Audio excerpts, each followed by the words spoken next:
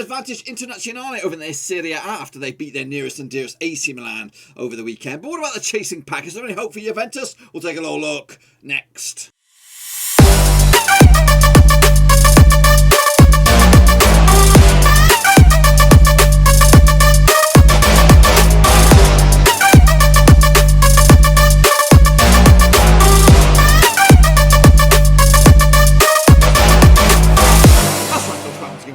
Show today. We're taking a look at match number 24 out in Serie A, and we'll get to that in just 1 second. If you're new to the channel, where the heck have you been, boys? Smash your subscribe to get you back update with all things Blackburn Rovers related, Serie A related, whoa, football related, we go here.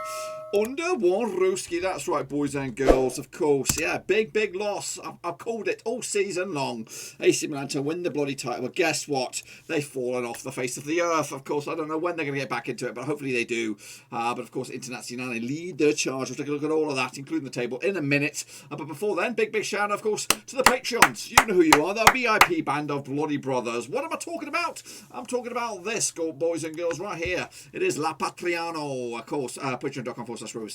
We've had a couple of new boys enter the scene. Of course, Tom Beresford came back. So big shout out to him. And of course, the new guy, Alan MC, I said, you know me. I said, Alan MC, I said, you know me. That's right. He, of course, came over here and joined the illustrious band of brothers. So gets that back up to 25. So do appreciate that, guys. And if anyone else wants to join those illustrious, fantabulous, new, of course, close members of my family now, check out the link down below, patreon.com/Roverseas. It is also up here as well. But anyway, let's kick it on further, then take a look at how we all got on. Last evening, shall we? Here we bloody go. Of course, these are the games that did take place just last weekend. Of course, it was the kicking on off on the Friday, the 19th of February, between Fiorentina against Spezia, and it was a comfortable win for Spezia, 3-0 in the end. Dusan Vlahovic on the score sheet, Gaetano Gustavelli and Valentin Eseric on the score sheet, giving them the win. Actually, one of the 2-1 win myself for Fiorentina, so not too shabby.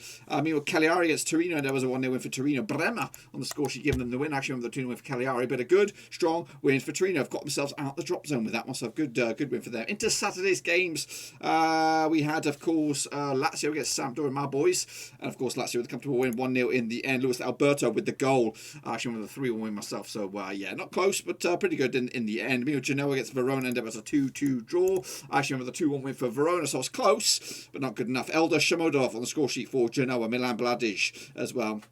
Marco Veroni and Ivan Lulic on the score sheet as well for Verona. So close, but not too close. Meanwhile, Sassuolo against Bologna ended up as a draw. 1-1 in the end. Goal scorer for Roberto Striano for Bologna. Francesco Caputo as well. Aaron Hickey, the Scotsman, got himself a red card. He's playing games, though. That's good to see. And of course, a red card to boot. Meanwhile, Parma against Udinese ended up 2-2. This was into Sunday's games again. However, with a 2-1 win for Udinese. But a good point, perhaps, for Parma. Andreas Cornelius on the score sheet. Jurgen Kuka with another goal. Giving Parma a 2-goal lead for Stefano Okana and Bram Nukacic get themselves right back into the thick of things for Udinese. Meanwhile, kicking on further, of course, it was the Milan derby. AC Milan against Inter Milan was a 3-0 win for Inter. And I actually went with a 3-1 win for AC. Shame on bloody me. Goal scorers was Lautaro Martinez with a brace from Romelu Lukaku as well on the score sheet, giving Inter Milan the big old win, and of course moved themselves top of the bloody pops. I could further, the same day Atalanta against Napoli was a 4-2 win for Atalanta. I went with the 2-1 win. You double it, and that's what you get. Of course, David Zapata, Robin Gusens, Loris Muriel, and Cristiano Romero on the score sheet. Pieter Selinski and Robin Gusens with a big fat OG, giving Napoli some hope. But it looks like they are falling down the wayside. It's still got a win away or that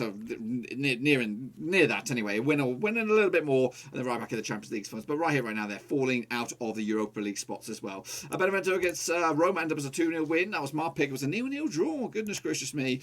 Callum Gillish got himself sent off for Benevento. And of course, the last game, which of course was Juventus against Crotone, was a comfortable win for Juve as well, with a 3-0 win. Ronaldo with a brace. Weston McKennie as well. As you can see, I got myself 4 out of 10, which is pretty shit, but it's okay.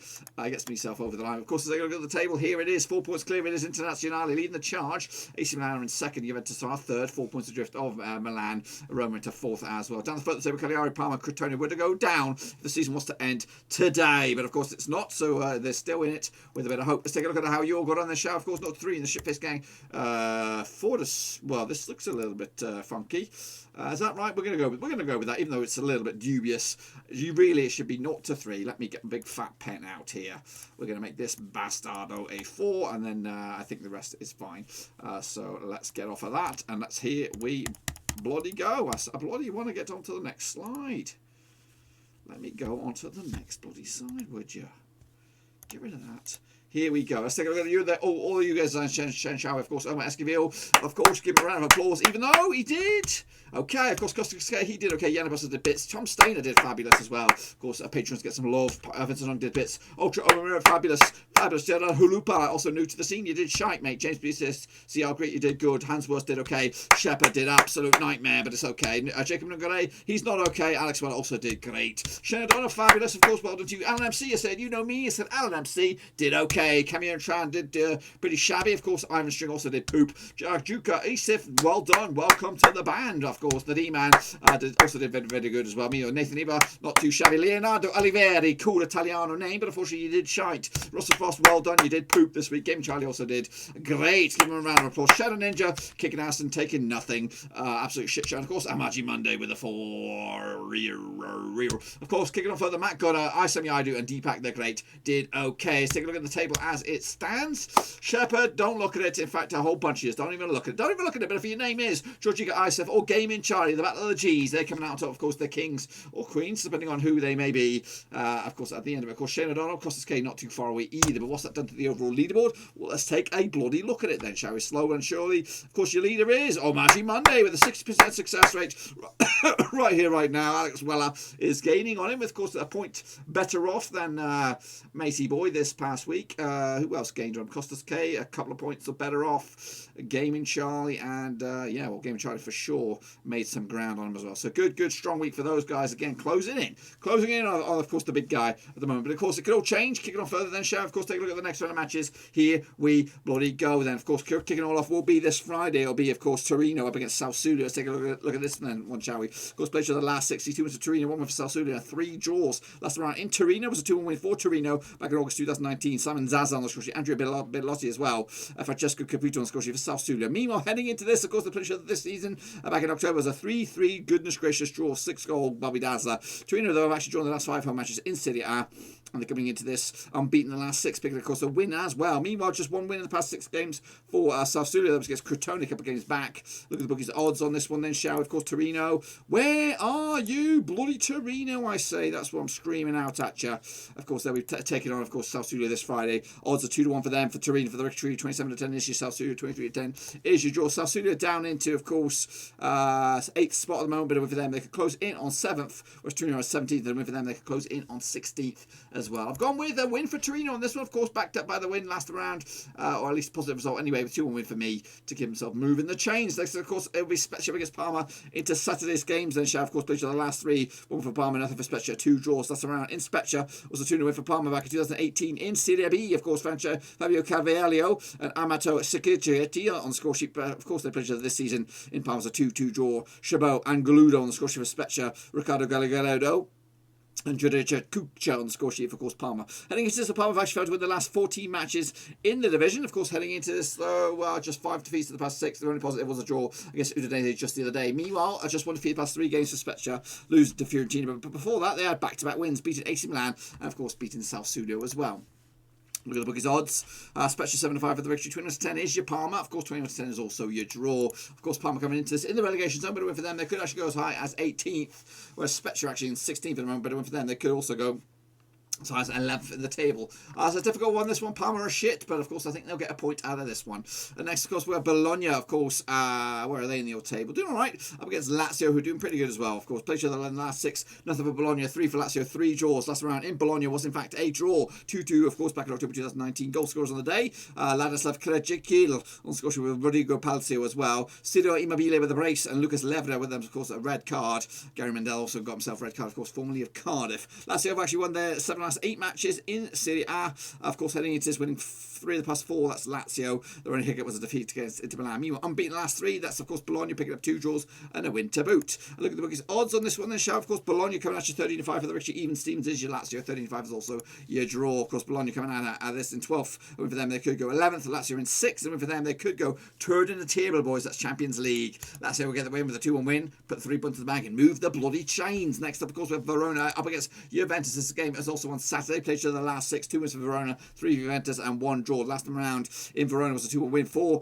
Verona, of course, back in February 2020. Fabio Barini on the score sheet, ex-Liverpool and Sunderland now. Gianpaolo Panzini as well. Ronaldo got a goal for Juventus. Of course, the pleasure this season out in Juventus in Turin. It was a 1-1 draw back in October. Dusan Kulievski on the score sheet for Juventus. Andrea Pavanelli on the score sheet for Verona as well. Heading into this, though, Verona have actually won the last 3 home matches in Serie A. Have also scored at least 2 goals in those last 3. Actually coming into this, just 1 win the past 4. That 1 win was against Parma. Meanwhile, Juventus coming into this 1 win the past 4 as well. That 1 win was against Crotone as well. Look at the bookies odds on this one then, shall we? Of course, Verona 5-1 for the victory. 15-8 on is your Juventus. 16-5 is your draw. Of course, Verona coming at you out in, of course, 9th. The win for them, they could go 8th. Juventus are 3rd. And for them, they could close in on 2nd. But not take 2nd, but close in on them. I've gone with the win on this one for Juventus to get 3 points again. Move the chains. Sampdoria up against Atalanta now coming in on Sunday. Of course, played each other the last 6. 3 for Sampdoria, 2 for Atalanta, and 1 draw. Last time around in Sampdoria was a 0-0 draw back in November 2019. They did play each other this season out in Atalanta. Of course, it was a 3-1 win for Sampdoria. Of course, Quagliarella, Thornsby, Janko on the score sheet for Sampdoria, Duvan Zapata on the score sheet for Atalanta. Of course, a couple of months ago. Meanwhile, Atalanta have actually undefeated in the 13 last 14 matches